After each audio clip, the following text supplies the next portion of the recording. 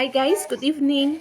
Dahil meron naman akong spaghetti noodles, kaya ito na lang ang lulutuin ko para sa aking hapunan. Ginisa ko lang sa olive oil ang aking binlend ng kamatis, sibuyas at bawang. At pagkatapos itong frozen ground meat. In-scrape ko yan guys, kaya ganyan ang itsura niya, frozen kasi. At pagkatapos ay nilagay ko na din ang aking ibang sangkap. Wala akong evap kaya ang fresh milk ko na lang ang aking inilagay. Wala din akong tomato sauce guys, pero since nag-blend naman na ako ng maraming kamatis kaya okay na yan. Pagkatapos ay nagdagdag na ako ng aking mga pampalasa. At nang tinikman ko nga guys ay kulang sa aking panlasa kaya nagdagdag ako ng konting asin.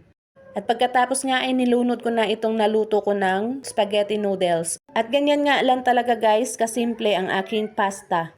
Pero masarap naman talaga siya. Creamy din dahil na rin siguro sa milk. Naglagay lang ako ng Italian herbs pang paatsuk ba? Char. Ayan, ready na ang aking simple pasta. Dinner na tayo!